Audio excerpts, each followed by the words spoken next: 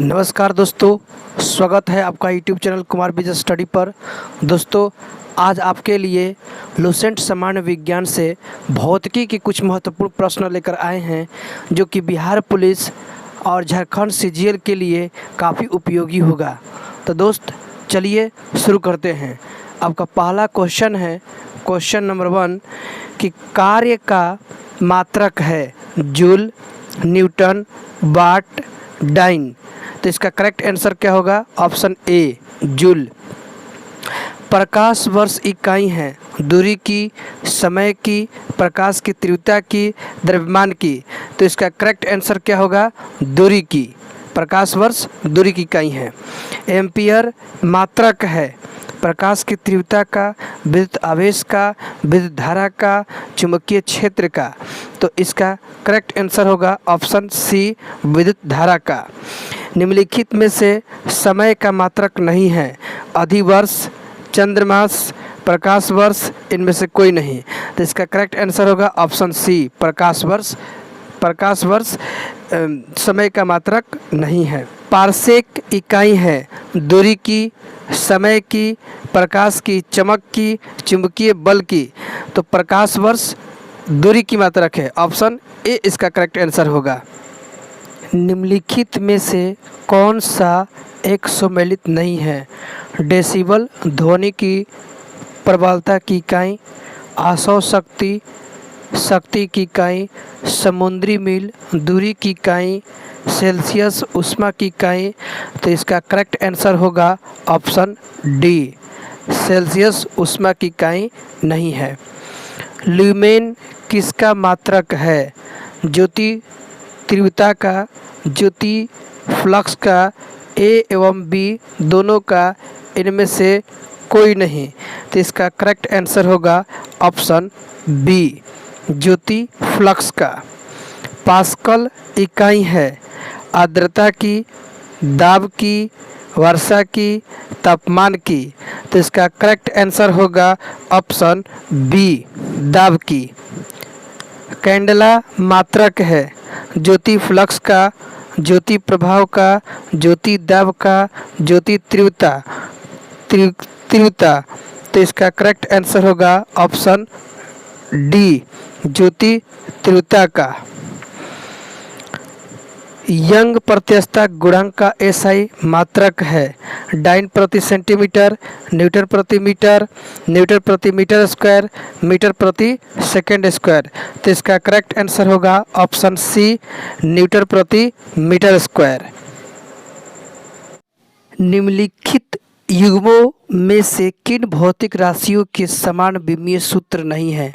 बल एवं दाब, कार्य एवं ऊर्जा, आवेग और संवेग, भार एवं बल।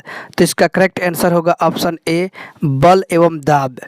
अदिश राशि है ऊर्जा, बल आघूर्ण, संवेग, उपयुक्त सभी। तो इसका करेक्ट आंसर होगा ऑप्शन ए, ऊर्जा। निम्नलिखित में से सदिश राशि है वेग, द्रव्यमान, समय, लंबाई।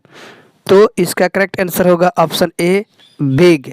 वेग क्या है? सदिश राशि है। पदार्थ के संवेग और वेग के अनुपात से कौन सी भौतिक राशि प्राप्त की जाती है? तो वेग, त्वरण, द्रव्यमान, तो बल। तो इसका करेक्ट आंसर होगा ऑप्शन सी, द्रव्यमान। संवेग और वेग के अनुपात से द्रव्यमान राशि प्राप्त की जा सकती है। शून्य में स्वतंत्र रूप से गिरने वाली वस्तुओं की का समान गति होती है, समान वेग होता है, समान त्वरण होता है, समान बल होता है। तो इसका करेक्ट आंसर होगा ऑप्शन सी, समान त्वरण होता है।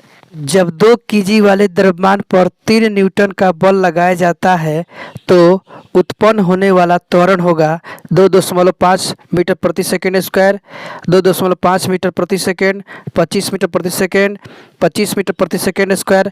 तो इसका करेक्ट आंसर होगा ऑप्शन ए, 2.5 मीटर प्रति सेकेंड स्क्वायर। किसी भी स्थिर या गतिशील वस्तु की स्थिति और दिशा में तब तक कोई परिवर्तन नहीं होता है जब तक उस पर कोई बाह्य बल सक्रिय न हो। यह है न्यूटन का गति विशेष प्रथम नियम, न्यूटन का गति विशेष द्वितीय नियम, न्यूटन का गति विशेष तृतीय नियम, गैलीलियो का गति विशेष नियम। तो इसका करेक्ट आंसर होगा ऑप्शन ए, न्यूटन का गति विशेष प्रथम नियम। रॉकेट खाली स्थान के सिद्धांत पर कार्य करता है। ऊर्जा संरक्षण पर, बर्नौली प्रमेय पर, एवोगाड्रो परिकल्पना पर, संवेग संरक्षण पर। तो इसका करेक्ट आंसर होगा ऑप्शन डी, संवेग संरक्षण पर। असौ यदि एकाएक चलना प्रारंभ कर दे तो अश्वारोही के गिरने की आशंका का कारण क्या है? जड़त्व घूर्ण, द्रव्यमान का संरक्षण नियम, विश्राम जड़त्व, गति का तीसरा नियम। तो इसका करेक्ट आंसर होगा ऑप्शन सी, विश्राम जड़त्व। चलती हुई बस जब अचानक ब्रेक लगाती है तो उसमें बैठे हुए यात्री आगे की दिशा में गिरते हैं। इसको किसके द्वारा समझाया जा सकता है? सापेक्षता का सिद्धांत, न्यूटन का पहला नियम, न्यूटन का दूसरा नियम, न्यूटन का तीसरा नियम। तो इसका करेक्ट आंसर होगा ऑप्शन बी, न्यूटन का पहला नियम। बल का गुणनफल है द्रव्यमान और वेग का, द्रव्यमान और त्वरण का, भार और वेग का, भार और त्वरण का। तो इसका करेक्ट आंसर होगा ऑप्शन बी, द्रव्यमान और त्वरण का। शरीर का वजन पृथ्वी की सतह पर सभी जगह एक समान होता है।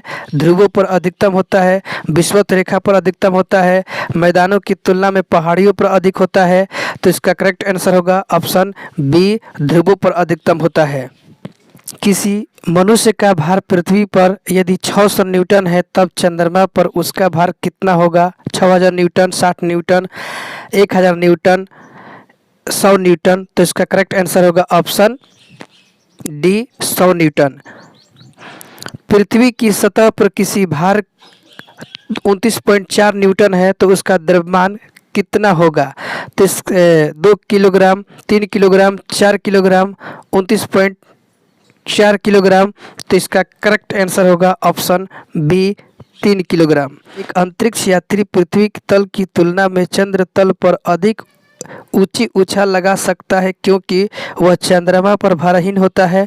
चंद्रमा पर कोई वातावरण नहीं है। चंद्र तल पर गुरुत्वाकर्षण बल पृथ्वी तल की तुलना में अत्यल्प है। चंद्रमा पृथ्वी से छोटा है। तो इसका करेक्ट आंसर होगा ऑप्शन सी, चंद्र तल पर गुरुत्वाकर्षण बल पृथ्वी की तुलना में अत्यल्प होता है। 1 किलोग्राम राशि का वजन है 1 न्यूटन, 10 न्यूटन, 9.8 न्यूटन, 9 न्यूटन। तो इसका करेक्ट आंसर होगा ऑप्शन सी, 9.8 न्यूटन। जड़त्व आघूर्ण और कोणीय त्वरण का गुणनफल होता है बल, टॉर्क, कार्य, कोणीय संवेग। तो इसका करेक्ट आंसर होगा ऑप्शन बी, टॉर्क।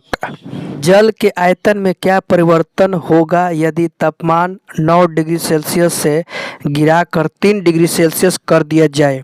तो आयतन में कोई परिवर्तन नहीं होगा। आयतन पहले बढ़ेगा और बाद में घटेगा, आयतन पहले घटेगा और बाद में बढ़ेगा, पानी जम जाएगा। तो इसका करेक्ट आंसर होगा ऑप्शन सी, आयतन पहले घटेगा और बाद में बढ़ेगा। एक बीकर में पानी पर बर्फ तैर रही है। जब बर्फ पूर्णतः पिघल जाएगी तो बीकर में पानी का तल बढ़ेगा, घटेगा, उतना ही रहेगा, पहले बढ़ेगा बाद में घटेगा। तो इसका करेक्ट आंसर होगा ऑप्शन सी, उतना ही रहेगा। जब किसी बोतल में पानी भरा जाता है और उसे जमने दिया जाता है तो बोतल टूट जाता है क्योंकि पानी जमने पर फैलता है, बोतल हिमांक पर सिकुड़ती है, बोतल की बाहर का तापक्रम अंदर से ज़्यादा होता है, पानी गर्म करने पर फैलता है। तो इसका करेक्ट आंसर होगा ऑप्शन ए, पानी जमने पर फैलता है। सड़क पर चलने की अपेक्षा बर्फ़ पर चलना कठिन है क्योंकि बर्फ़ सड़क से सख्त होती है, सड़क बर्फ से सख्त होता है। जब हम अपने पैर से धक्का देते हैं तो बर्फ कोई प्रतिक्रिया व्यक्त नहीं करती है। बर्फ में सड़क की अपेक्षा घर्षण कम होता है। तो इसका करेक्ट आंसर होगा ऑप्शन डी, बर्फ के सड़क की अपेक्षा घर्षण कम होता है। एक नदी में चलता हुआ जहाज समुद्र में आता है तब जहाज का स्तर पहले जितना होगा थोड़ा ऊपर आएगा, थोड़ा नीचे आएगा, ऊपर या नीचे होगा, जो उसमें पड़े हुए भार पर निर्भर करता है। तो इसका करेक्ट आंसर होगा ऑप्शन बी, थोड़ा ऊपर आएगा। लोहे की कील पारे में क्यों तैरती है जबकि यह पानी में डूब जाती है? लोहे कि पारे से रासायनिक क्रिया की प्रवृत्ति पानी की तुलना में कम होने के कारण लोहे का भार पानी से अधिक है तथा पारे से कम, लोहे का घनत्व पानी से अधिक है तथा पारे से कम, पारा पानी से भरी है। तो इसका करेक्ट आंसर होगा ऑप्शन सी, लोहे का घनत्व पानी से अधिक है तथा पारे से कम है। पानी का घनत्व अधिक होता है 100 डिग्री सेल्सियस पर, 4 डिग्री सेल्सियस पर, 0 डिग्री सेल्सियस पर, -4 डिग्री सेल्सियस पर। तो इसका करेक्ट आंसर होगा ऑप्शन बी, 4 डिग्री सेल्सियस पर। वस्तु की मात्रा बदलने पर अपरिवर्तित रहेगा आयतन, भार, द्रव्यमान, घनत्व। तो इसका करेक्ट आंसर होगा ऑप्शन डी, घनत्व अपरिवर्तित रहेगा। समुद्र में प्लवन करते आइसबर्ग का कितना भाग समुद्र की सतह से ऊपर रहता है? 1/9, 1/10, 1/6, 1/4। तो इसका करेक्ट आंसर होगा ऑप्शन बी, 1/10। बर्फ के दो टुकड़ों को आपस में दबाने पर टुकड़े आपस में चिपक जाते हैं क्योंकि दाब अधिक होने से बर्फ का गलनांक घट जाता है। दाब अधिक होने से बर्फ का गलनांक बढ़ जाता है। दाब अधिक होने से बर्फ का गलनांक पहले घटता है फिर बढ़ता है। दाब और गलनांक में कोई संबंध नहीं है। तो इसका करेक्ट आंसर होगा ऑप्शन ए, दाब अधिक होने से बर्फ का गलनांक घट जाता है। हवाई जहाज से यात्रा करते समय पेन से स्याही निकलने लगती है। वायु दाब में कमी के कारण, वायु दाब में वृद्धि के कारण, स्याही के आयतन में वृद्धि के कारण, आयतन अत्यधिक भार के कारण। तो इसका करेक्ट आंसर होगा ऑप्शन ए, वायु दाब में कमी के कारण। ऊंचाई की जगहों पर पानी 100 डिग्री सेल्सियस के नीचे के तापमान पर क्यों उबलता है? क्योंकि वायुमंडलीय दाब कम हो जाता है अतः उबलने का बिंदु नीचे आ जाता है। क्योंकि गुरुत्वाकर्षण कम होता है। पर्वतों पर भारी हवाओं के कारण। उपरोक्त में से कोई सही नहीं है। तो इसका करेक्ट आंसर होगा ऑप्शन ए, क्योंकि वायुमंडलीय दाब कम हो जाता है अतः उबलने का बिंदु नीचे आ जाता है। चलिए 40 नंबर देखिए, साबुन के बुलबुले के अंदर का दाब होता है। तो दोस्तों इस प्रश्न का उत्तर आप लोग कमेंट बॉक्स में कमेंट करके बताइएगा। अगर वीडियो आपको अच्छा लगता है तो वीडियो को ज़रूर शेयर कीजिए।